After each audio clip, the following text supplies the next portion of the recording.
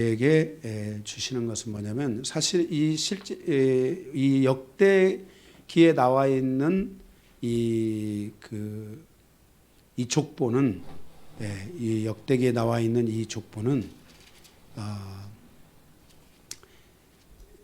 이스라엘 백성이 아수르에 의해서 멸망을 당하고, 북이스라엘이, 그리고 남유다는 바벨론에 멸망을 당해서 포로 그루터기 10분의 1이 포로 생활을 하게 됩니다. 그리고 70년이 지난 뒤에 그들이 그 바벨론의 포로에서 돌아오면서 이스라엘 재건에 참여하게 되는데, 그 이스라엘 재건에 참여했던 사람들을 중심으로 한 그 지파의 그 가계도, 족보를 이렇게 설명해 주는 것이 바로 이 역대기에 나와 있는 이스라엘 그 족보라고 할 수 있습니다. 그래서 여기 이게 다 그 각자 돌아온 지파들을 여기에서 설명을 하고 있고, 그 지파들이 오늘 주는 교훈이 무엇인가, 이런 것을 함께 우리가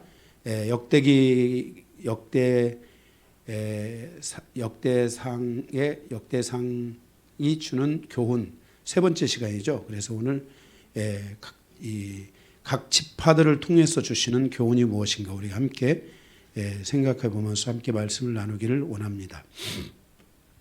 5장은 거기 5장은 르우벤 자손과, 그 다음에 조금 읽었던 11절에 갓 자손과, 그리고 23절에 므낫세 반지파의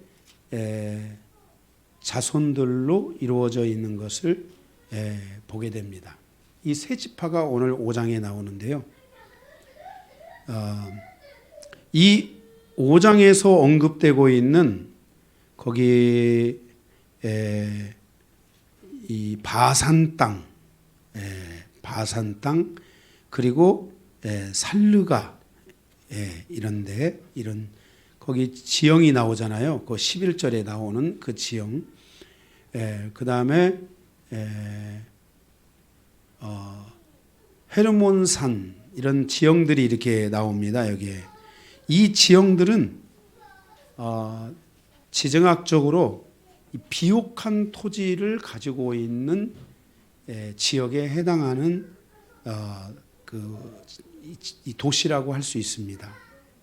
그리고 이들은 여기 그 말씀에 보면은 거기 18절에 5장 18절에 보면은 르우벤 자손과 갓 사람과 므낫세 반지파에서 나가 싸울 만한 용사 곧 능히 방패와 칼을 들며 활을 당겨 싸움에 익숙한 자는 44,760명이더라. 그러니까 지금 언급한 르우벤, 갓, 므낫세 반지파, 이들은 이 싸움에 굉장히 능한 자들이라는 것을 알 수 있습니다. 그래서 특별히 이 유다 지파 다음으로 갓 지파는 정말 어마어마한 공격력을 가지고, 실제 이스라엘이 이 가나안 땅에 들어갈 때 어마어마한 혁혁한 공을 세웠던 지파 중에 한 지파가 갓 지파이기도 합니다. 그런데 이렇게, 그리고 이런 군사력을 가지고 있고, 이들의 그 토지는 요단 동편 쪽을 중심으로 해서 요단 쪽에 좀 비옥한 토지를 나름 가지고 있는 지파들이 바로 이 르우벤, 갓, 그 다음에 므낫세 반지파라고 할 수 있을 것입니다. 그런데 우리가 이 말씀에 보게 되면은 이렇게 비옥한 토지를 가지고 있고 강력한 군사력을 가지고 있는데, 26절에 보게 되면은 거기 그러므로 이스라엘 하나님이 아수르 왕 보울의 마음을 일으키시며 아수르 왕 디글랏 빌레셀의 마음을 일으키심에 그랬어요. 곧 르우벤, 갓, 므낫세 반지파를 사로잡아 그랬습니다. 그러니까 그들이 사로잡았는데 그들이 현재는 어디에 있어요? 그들이 그 아수르 정책에 의해서 그들이 고산 강가로 가게 되고 고산 강가에 옮겨 오늘날까지 그들이 거기서 있었다라고 말씀을 하고 있어요. 그러니까 이렇게 강력한 군사력과 비옥한 토지를 가지고 있었는데 그들은 아수르 왕 그 디글라빌레셀을 통해서 멸망을 당하게 되고 이들이 흩어져서 고산 강가에까지 옮겨가는 것을 같다라는 것을 말씀해주고 있어요. 그러니까 우리는 이렇게 강력한 이런 이 군사력이나 비옥한 토지나 이런 것들을 통해서 우리가 기억해야 될 것은 하나님의 백성이 하나님의 백성으로서 가져야 할 것이 뭐냐? 하나님의 백성이 무엇에 더 집중하고 무엇을 중심으로 살아가야 되는가? 그것은 풍요로운 어떤 그 세상의 풍요로움이나 어떤 세상의 어떤 힘, 강성함이나 어떤 능력이나 이런 것들을 가지고 살아가는 것이 아니라 하나님 앞에 범죄하지 않고 하나님 앞에 온전하게 서갈 수 있는 그런 삶의 것을 가지고 있어야 된다는 것입니다. 우리가 세상의 기준으로 놓고 보면 풍요로움이 있어야 된다고 생각합니다. 있어야 되죠. 풍요로움 필요합니다. 또 강성함도 있어야 된다고 생각합니다. 그러나 하나님을 믿는 자녀들, 하나님의 백성들은 그것이 중심이 된 것이 아니라 하나님이 중심이 되고 하나님과 함께 가는 삶이 중심이 되어서 갈 때 그 풍요로움이나 그런 강력한 힘이나 이런 것들에 의해서 우리의 인생사의 여정, 가정사, 우리의 민족사가 넘어지지 않고 승리할 수 있다는 것을 말씀하여 주고 있는 것입니다. 그들은 이렇게 풍요로움이나 강성함이나 그런 것들로 인해서 그들이 결국은 음란에 빠지게 되고 이방신 숭배에 빠지게 되는 것을 보게 됩니다. 결국 이런 세상의 것들을 쫓아가다 보니까 예를 들어서 우리가 물질을 쫓아가면은 물질이 중심이 된 삶을 살다 보면은 물질을 자꾸만 인격화시키면 이 물질을 인격화시킨다는 것이 여러분들이 기억해야 됩니다. 난 돈이 없으면 안 돼. 이 돈에 대한 욕심이 생겨. 내가 이거를 왜 하나님께 드려야 돼? 자꾸 여러분들이 하나님의 물질을 여러분들이 자꾸 거기에다가 뭔가 세상의 인격을 집어넣고 그거에 여러분들이 뭔가를 집어넣는 이러한 것들을 갖게 되면은 만몬이라는 귀신이 확 들어와 버립니다.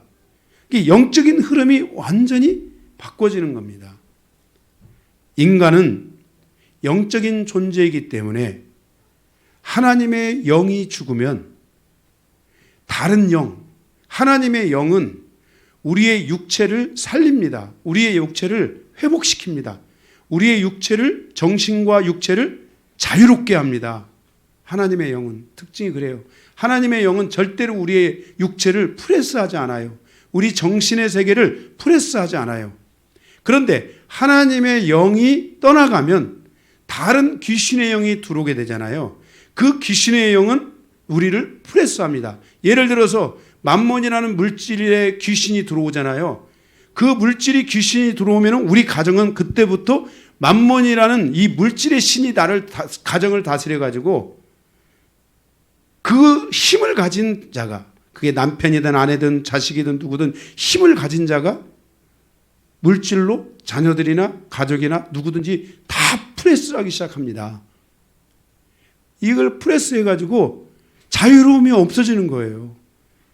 그것이 가정에 큰 충격으로 다가오게 되고, 그리고 잘못하면 그것이 세상의 향락에 빠지게 되고 오히려 물질로 인한 타락의 길을 가져오게 되고, 이런 결과들이 오기 때문에 우리가 하나님의 영으로 살아야만이 하나님의 우리의 육체와 우리의 영, 정신적인 세계까지도 자유롭게 하고 우리를 회복시켜주는 은혜가 있고 치유하시는 은혜가 있는 것이지, 하나님의 영이 떠나가기 시작하면 거기에 죽이고 살인하고 미워하고 싸우고 이 프레스하는 일들이, 이 누르는 일들이 계속 일어난다는 것을 알아야 됩니다.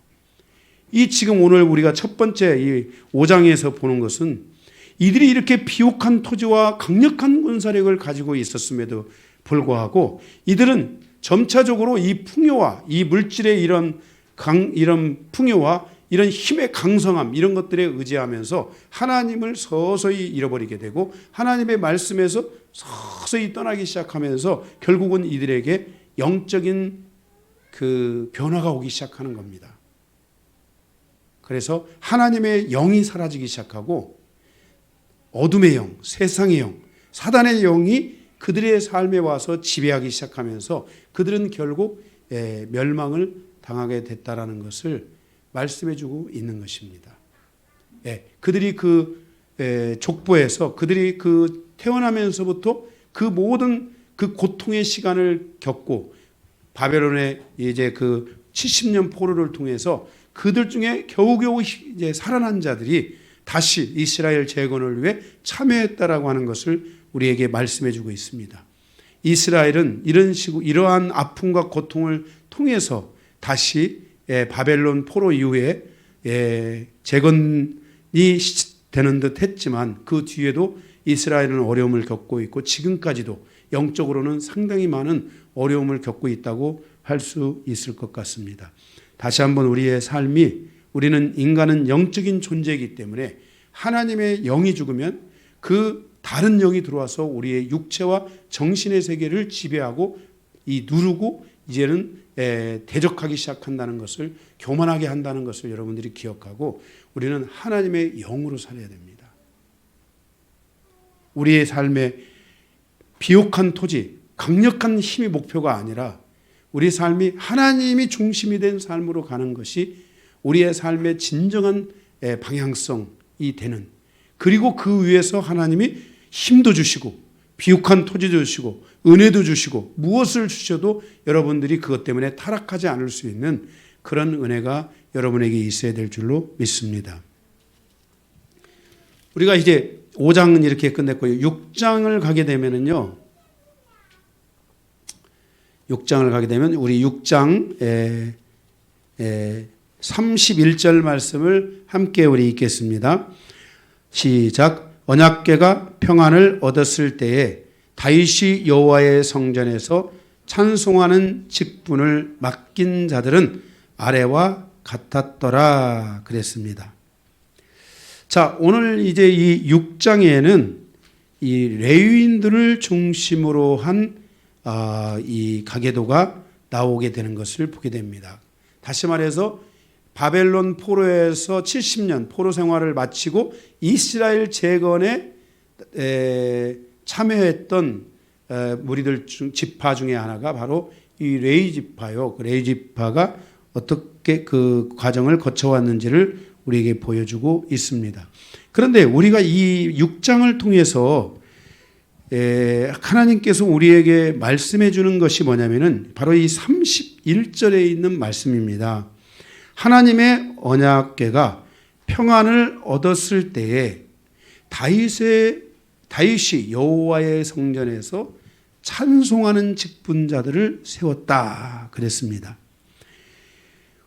우리가 이 말씀에서 기억해야 될 것은 여기 언약궤라는 것은 속죄소 또는 지성소의 안에 있는 이 언약궤, 속죄소, 법궤라는 것을 여러분들이 알고 계시리라고 생각합니다. 이 법궤, 이 지성소는 어떤 곳이냐면은 하나님의 임재가 있는 곳입니다. 이게 구약에는 하나님의 임재가 모든 사람들 안에 다 있었던 게 아니라 그 지성소에 하나님의 임재가 있었습니다. 그런데 그 지성소는 지금은 우리가 성령이 우리 안에 거하시면서 마음의 성전을 우리가 갖게 된 것입니다. 그래서 우리 안에, 우리 마음 안에 하나님께서 이제 임재하시는 장소가 되었다는 것을 기억해야 됩니다. 그래서 이 지성소, 이 마음에는 뭐가 있어야 되냐면은 이 피의 언약이 있어야 됩니다. 성도는 항상 주님의 이 마음의 심령이 이 피의 언약, 주님의 보혈로 덮고 회개를 통해서 주님의 보혈로 덮고 다시 용서함을 받고 마음의 상태가 항상 하나님의 임재를 가져올 수 있는 열린 심령이 되어야 됩니다. 죄나 악이나 어둠에 묶여 있고 그런 그 마음이 아니라 항상 하나님의 말씀 안에 하나님 안에 열려있는 마음이 되어야 됩니다. 그 열려있는 마음이 되기 위해서는 항상 주님의 보혈이 우리의 심령에 임해야 됩니다. 우리가 요한복음에 보면은 이런 말씀이 있습니다. 너희가 나의 살과 피를 먹지 아니하고는 나와 아무런 상관이 없다 그랬습니다. 우리는 그것을 기념하기 위해서 예를 들어서 포도주와 떡을 가지고 성찬을 하잖아요.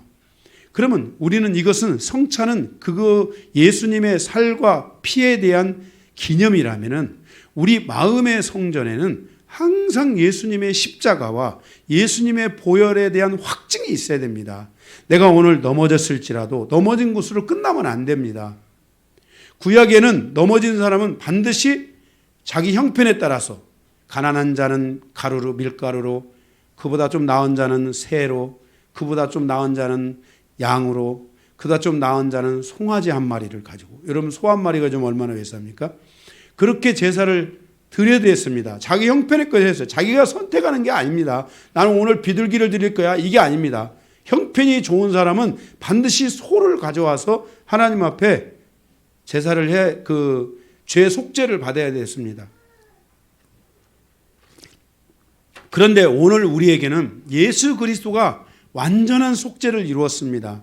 그렇기 때문에 우리는 오늘 또 예수님의 피를 의지해서 회개하고 예수님의 피를 우리가 우리 심령 안에서 다시 한번 확인하고 믿으면서 우리의 심령의 상태가 그런 모든 넘어짐으로부터 자유로울 수 있는 영혼이 돼야 됩니다. 이 지성소가 돼야 됩니다. 그래서 이 마음이 지성소가 평안한 것처럼 우리 마음의 평안이 있어야 됩니다. 하나님, 마음의 평안은 세상에 어떤 물질이 주는 게 아닙니다. 세상에 어떤 어떤 물건이 나에게 주는 게 아닙니다. 마음의 평안이라는 것은, 진정한 평안은 하나님이 주시는 평안이어야 됩니다. 이 마음의 평안이 있을 때 노래가 나오는, 찬송이 나오는 것입니다. 마음의 평안이 없으니까 찬송이 안 되는 겁니다. 마음의 평안이 있어야 감사와 찬송이 늘 넘치는 겁니다. 여러분들이 마음에 왜 여러분들이 찬송이 멈춰지고 하나님 앞에 감사가 멈춰져 있습니까? 그리고 여러분은 그 평안과 감사가 없기 때문에 우리의 얼굴과 우리의 행동은 늘 경직되어 있습니다. 왜 그렇습니까? 그것은 우리의 마음의 평안, 지성소에 평안이 없어서 그런 거예요. 지성소를 늘 주님의 보혈로 덮어야 돼요. 그리고 찬송이 돼야 돼요. 그럴 때 하나님의 임재가 내 마음에 오는 겁니다. 구약에는 하나님의 임재가 지성소에 왔잖아요. 지금 우리는 우리 마음에 하나님의 임재가 와야 돼요. 하나님의 우리 마음에 항상 계셔야 돼요. 항상 하나님과 내 마음이 늘 같이 있다라는 이 말씀이 있어야 돼요. 제가 요한복음 14장인가를 말씀드릴 때 이제는 하나님이 내 마음에 거주하기를 원하세요. 하나님이 내 마음에 집을 지키기를 원하세요. 그런데 우리는 하나님을 마음에 집을 짓는 게 아니라 하나님을 성경에다 가두군다든지, 하나님을 그냥 교회 와서 조금 그냥 얼굴 도장, 하나님 저 왔습니다, 얼굴 도장 한번 찍고 간다든지, 이게 아니에요. 우리 마음에 이 하나님의 집이 지어져야 돼요.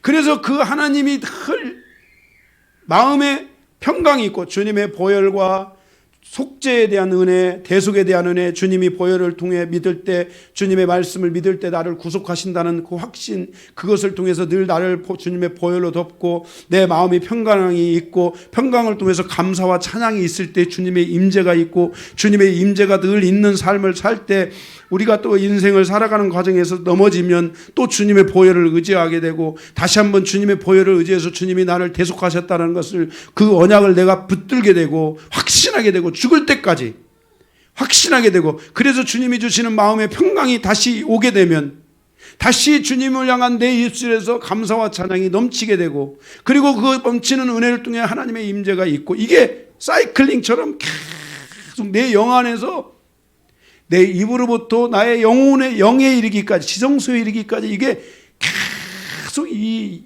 영적인 양방향 교류라고 합니다. 이것을 따라서 한번 합시다.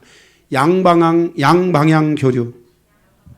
이게 여러분 안에 이게 회전되어질 때, 계속 돌아갈 때, 하나님만 나를 향해서 계속 교류하는 게 아니라, 나만 하나님을 향해서 뭔가 자꾸 교류하는 느낌이 아니라, 하나님과 내가 계속 교류하는 느낌이 있는, 이것을 우리는 양방향 교류라고 합니다. 영의 활성을 하는 것은 뭐냐면은 이 양방향 교류가 이루어질 때 여러분 안에 강해져요. 그리고 이 양방향 그 교류가 더 강화되기 위해서 우리는 하나님의 말씀에 대한 충만함을 갖는 겁니다. 예.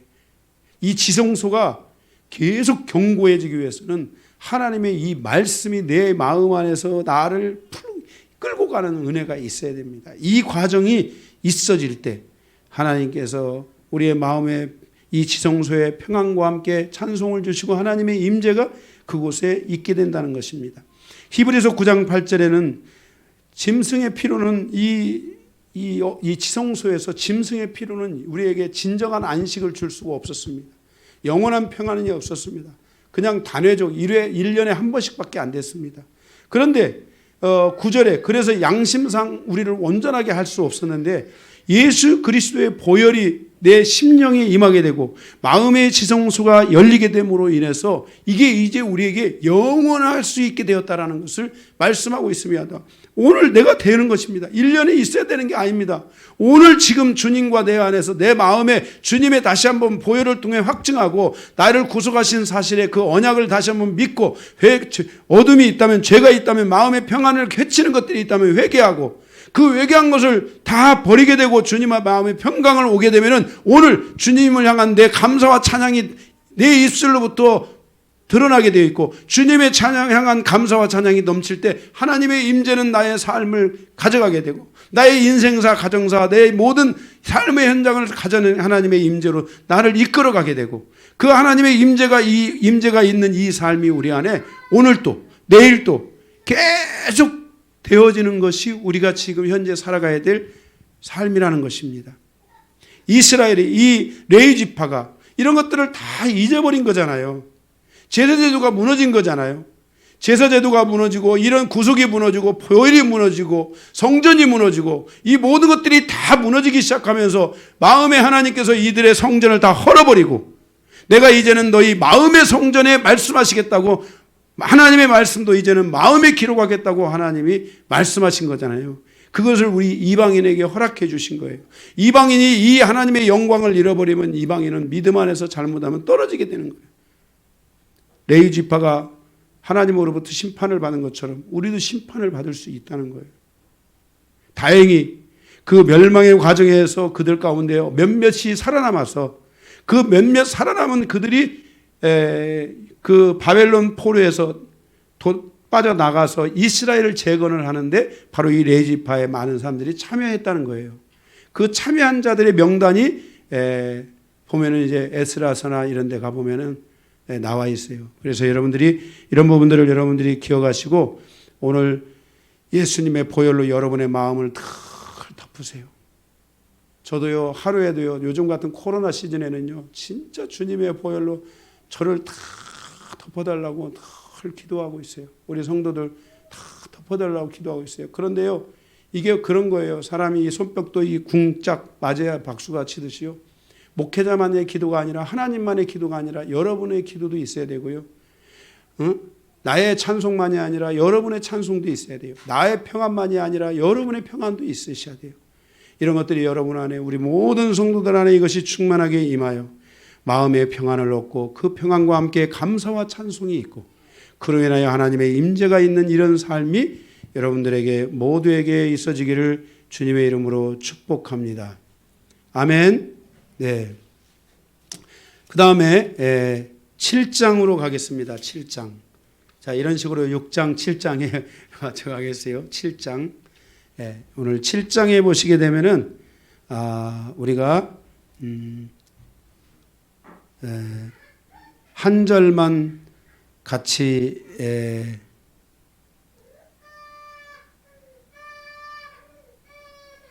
한 절만 읽겠습니다. 7장 13절 같이 시작. 납달리의 아들들은 야시엘과 구니와 예셀과 살룸이니 이는 비라의 손자더라. 아멘. 우리가 이 7장을 통해서 보게 되면은 이 7장은 제가 오늘 여러분들에게 읽은 이 비라라고 하는 이 납달리 자손은 딱 몇 절 나왔어요? 한 절 나왔죠, 한 절. 그죠? 여기 6지파가 나오는데 이 납달리 자손은 한 절, 딱 13절에 한 절만 나왔어요. 이 비라는 우리가 잘 아는 대로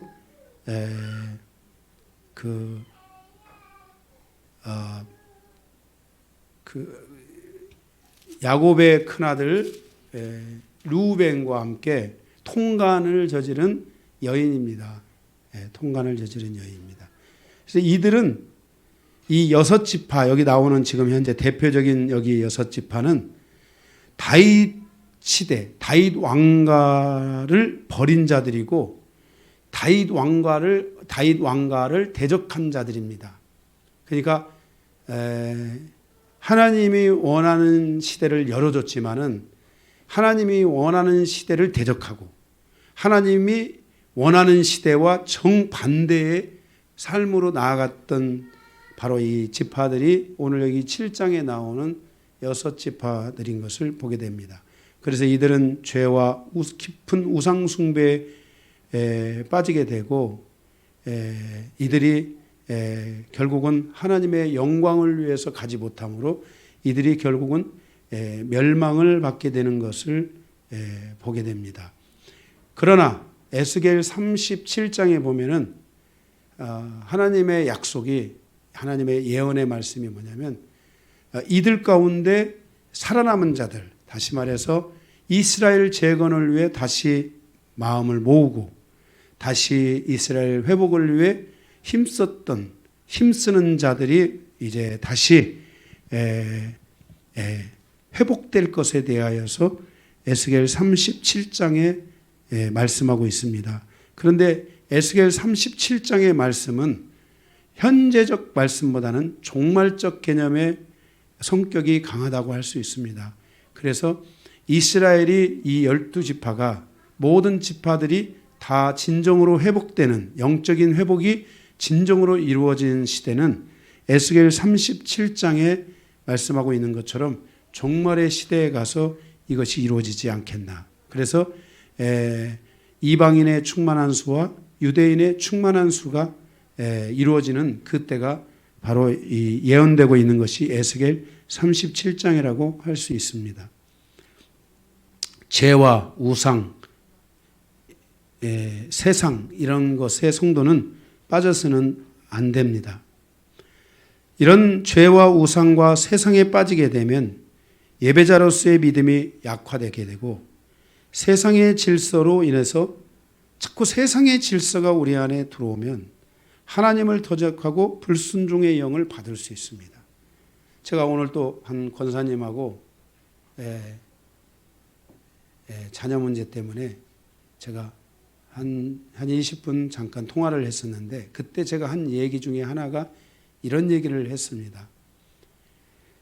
세상에 가면은 세상의 리더나 세상의 어떤 사람들이나 세상의 어떤 그 사장님들, 상사들의 말을 듣습니다.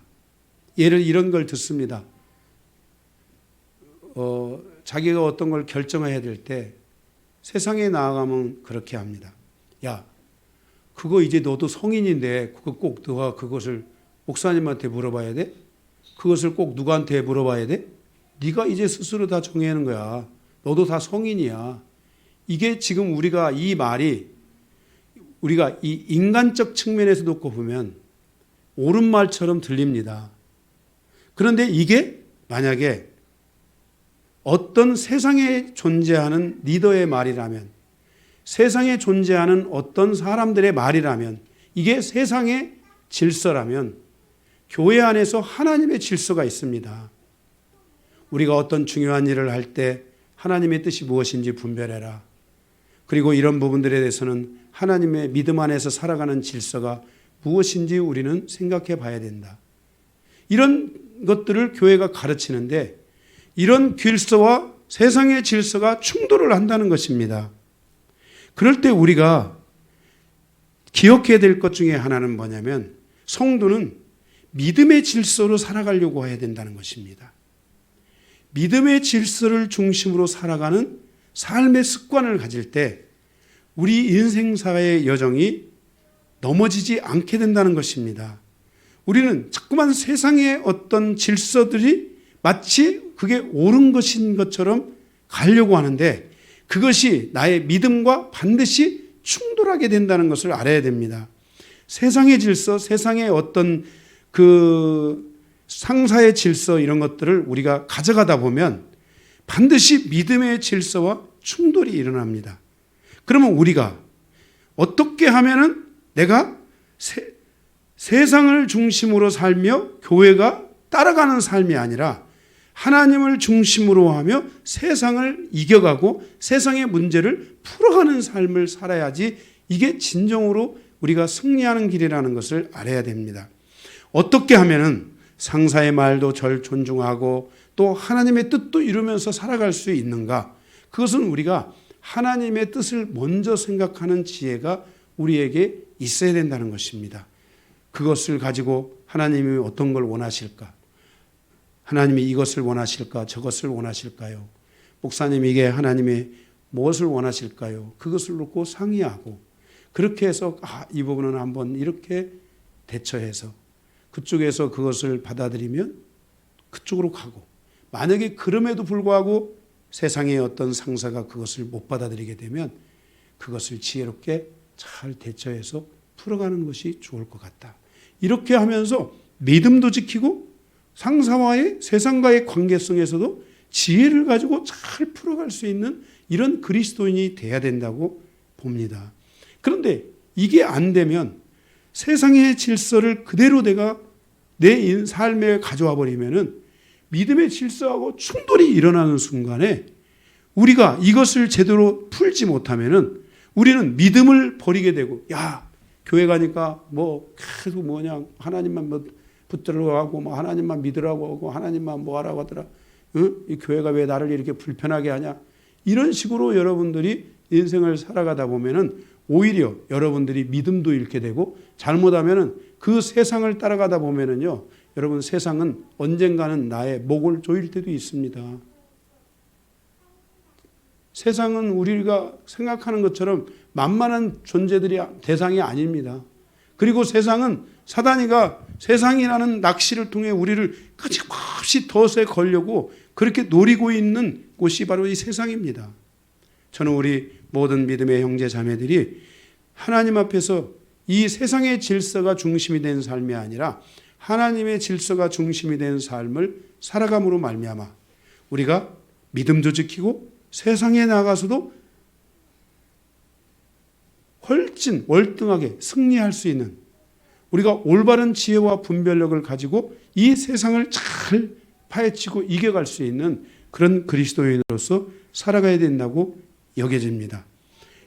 여기 오늘 7장에 나오는 이들은 하나님의 뜻이 중심이 아니라 자기 생각이 중심이 되고 세상이 중심이 된 삶을 살아가면서 이들은 여기 에브라임 자손이 누굽니까?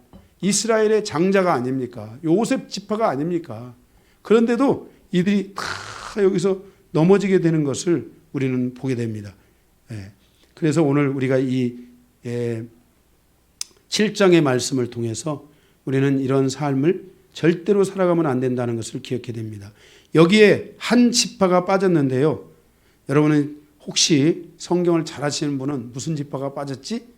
이 지파가 빠졌네? 이렇게 여러분이 생각하실 수 있는 분이 있는데 납달리 지파는 한 절이 나왔는데 단지파. 오늘 여러분들이 보시면 단지파가 안 나오는 것을 보게 됩니다. 단지파는 한 절도 안 나옵니다. 다시 말해서 그 당시 에스라를 중심으로 한 이스라엘 재건운동에 단지파가 참여하지 못하고 있다는 것을 우리에게 보여주고 있습니다. 왜 이 단지파가 빠졌는가? 우리는 단지파의 역사, 과거의 역사를 한번 돌아봐야 됩니다. 사사기 18장에 보면은 이 단지파는 우상 숭배에 결정적인 역할을 했고 그 우상 숭배에 뿌리를 내리게 했던 지파가 바로 이 단지파입니다.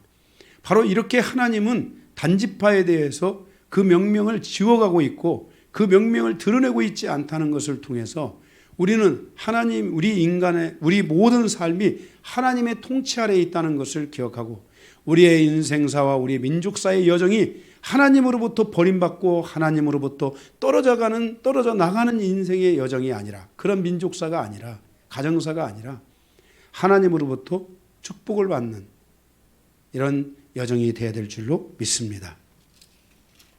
마지막 8장입니다. 8장은 베냐민 지파에 대해서 나오고 있습니다. 오늘 베냐민 지파에 대해서 우리가 보면서 우리가 함께 말씀을 좀 읽고 싶은 것은 33절 말씀을 한번 보겠습니다. 33절. 넬은 기스를 낳고 기스는 사울을 낳고 사울은 요나단과 말기수아와 아비나답과 에스바울을 낳았으며 그랬습니다.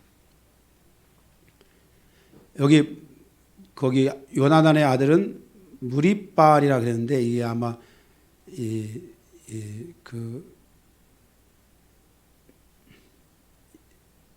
이름이 갑자기 지금 생각이 안 나서 이름이 다른 이름으로 나오죠.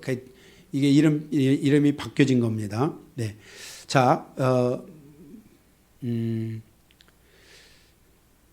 오늘 이 8장을 통해서 우리가 봐야 될 것은 이 베냐민 지파가 한 지파가 나와 있는데요. 앞에서도 베냐민 지파는 6, 7장에서도 살짝 언급이 된 바가 있는데 이 베냐민 지파가 7장에서 언급이 됐음에도 불구하고 8장에 또 언급이 되고 있는 것은 베냐민 지파는 굉장히 수없이 많은 시련과 아픔을 겪고 위기의 시대를 맞았던 지파가 베냐민 지파입니다. 그래서 베냐민 지파는 숫자가 가장 적어졌을 때가 600명가량인가, 제가 좀 더 찾아봐야 되지만은 600명가량인가만 남고 나머지가 진멸되는 이런 일들이 베냐민 지파에 있었습니다. 그런데 이러한 지파가 왜 여기 나오냐면 이 베냐민 지파는 남이스라엘이 북이스라엘과 남유다로 나눠질 때 이 베냐민 지파는 원래는 북이스라엘의 선택해야 될 지파였습니다. 왜냐하면 요셉 지파니까 그잖아요. 이 베냐민 지파는 라헬이라는 여인을 통해서 낳은 가장 요셉하고 가까운 형제지간이잖아요. 그래야 되는데도 불구하고 이 베냐민 지파는 이렇게 두 나라로 나눠질 때 결정적으로 유다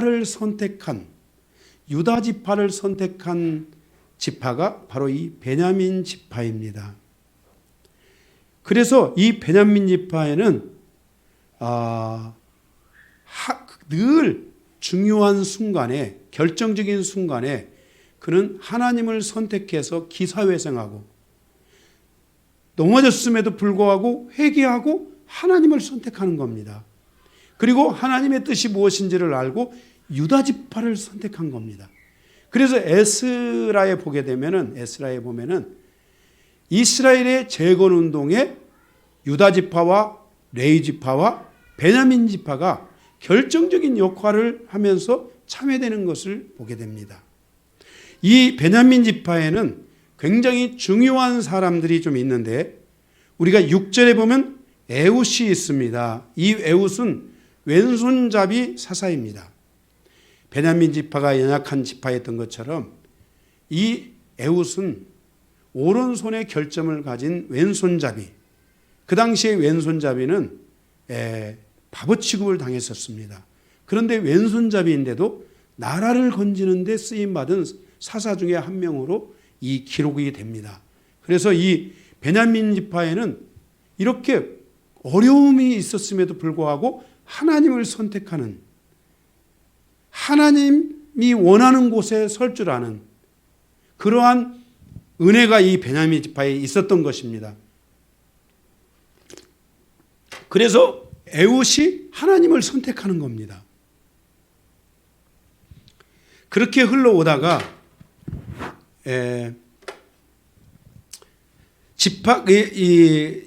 그렇게 흘러오다가 사울왕이 이 베냐민 지파에 속합니다. 사울왕이 베냐민 지파에 거기 나오죠. 넬은 기스를 낳고 33절에 넬은 기스를 낳고 기스는 사울을 낳고 사울은 요나단을 낳았다 그랬잖아요. 이 사울왕이 베냐민 지파인데 우리가 제가 사울왕을 강의할 때 사울왕은 대단한 사람이었잖아요. 그럼에도 불구하고 그가 하나님을 의지하지 않고 자기를 의지하면서 넘어진 거잖아요. 그러다 나중에는 신접한 여인 무당을 의지하면서 완전히 넘어지는 장면들이 나오잖아요. 그런 과정을 통해서 사울은 누구를 죽이려고 합니까? 다윗 왕을 죽이려고, 다윗이 아직 왕이 되기 전에 다윗을 죽이려고 했잖아요. 다윗 시대를 무너뜨리려고 했어요.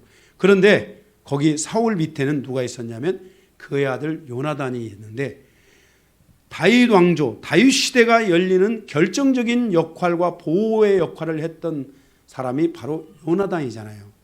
알죠, 여러분? 요나단과 다윗.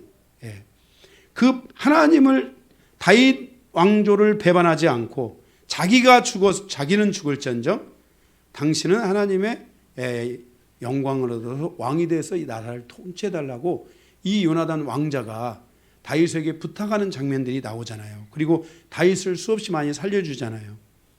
결국 요나단은 다윗 왕조를 배반하지 않고 하나님을 떠나지 않으므로 사울왕은 죽어도 요나단과 그의 자손은 계속 번성할 수 있게 된 거예요. 그래서 에스라 1장 5절에 보면은 이스라엘의 이 바벨론 포로에서 돌아온 그 무리들이 이스라엘 재건운동을 벌일 때 가장 결정적인 역할을 했던 지파 중에 하나, 유다 지파, 레위 지파, 베냐민 지파, 바로 그 결정적인 역할을 했던 지파 중에 한 지파가 바로 베냐민 지파가 되는 거예요. 그래서 베냐민 지파는 그때부터 에스라를 중심으로 한 이스라엘의 재건운동을 중심으로 한 이 베냐민 지파는 많은 참여를 이루게 되고 많은 일에 쓰임을 받게 되는 거예요. 그러면서 결정적으로 제2의 사울이 탄생하죠. 누구예요? 사울. 여러분들이 사울의 바뀐 이름이 뭐죠? 사도 바울의 옛 이름이 뭐예요? 사울. 사도 바울의 옛 이름이 사울이었는데 예수님을 만나고 나서 그가 사울이라는 이름이 큰 자라는 뜻이고 바울이라는 이름이 작은 자라는 뜻이에요. 바울 사도가 예수님을 만나기 전 그의 이름이 사울이에요. 사도행전에 보면. 그런데 그 사울이 예수님을 만나고 바울을 바뀌잖아요. 그런데 빌립보서 3장에 보면은 나는 베냐민 지파요. 할렐루야. 나는 베냐민 지파요 그랬어요. 히브리인 중에 히브리인이다. 이렇게 말했어요. 사도 바울이 어느 지파에 속한 거예요? 바로 베냐민 지파에 속한 거예요. 이렇게 베냐민 지파는 위기도 많았고 어려움도 많았지만은 그 위기의 시간을 통해 다시 하나님을 회개하고 하나님을 붙들고 하나님을 배반하지 않고 하나님을 붙들며 다윗의 시대를 쫓고 하나님이 원하는 뜻을 따라서 쫓아감으로 해서 그 하나님을 붙드는 그 과정에 하나님께서 중요한 사람들을 보내셔서 위대한 역사를 이루는데 그 위대한 역사의 가장 마지막 단계에서 바로 사도 바울이 탄생한 거예요. 천년에 나올까 말까 한 중요한 사도, 이방인 교회를 세워간 사도, 성경의 한 축을 담당했던 바로 이 사도 바울이 베냐민 지파에 속했다는 것을 우리에게 말씀해 주고 있어요. 오늘 역대기는 이 8장을 통해서 베냐민 지파 한 지파를 우리에게 할애하여 말씀해 주고 있는데, 그것은 베냐민 지파가 위기와 어려움의 순간도 있었지만은 그는 하나님을 배반하지 않고 다윗 시대를 배반하지 않고 그 어려운 과정에서도 형제보다는, 요셉 형보다는 오히려 유다 형을 쫓아가는 그러한 선택이 있었고, 그리고 그는 그 위기의 순간마다 다시 하나님을 붙들고 일어서는 그러한 지파가 되었다는 것을 우리는 오늘 역대기를 통해서 다시 한번 깨닫고, 우리도 베냐민과 같이 뭐 어려움과 힘든 일 이런 걸 겪지 않더라도 늘 하나님만을 선택하고 하나님의 뜻을 쫓아가고 하나님을 붙드는 이런 삶을 통해서 우리의 인생사의 여정, 가정사, 민족사의 여정 속에 계속 하나님의 은혜가 계속 머무르고 하나님의 은혜가 계속 충만하게 있는 이런 삶의 여정이 이루어지기를 주님의 이름으로 부탁을 드리고 축복합니다. 말씀을 마치겠습니다.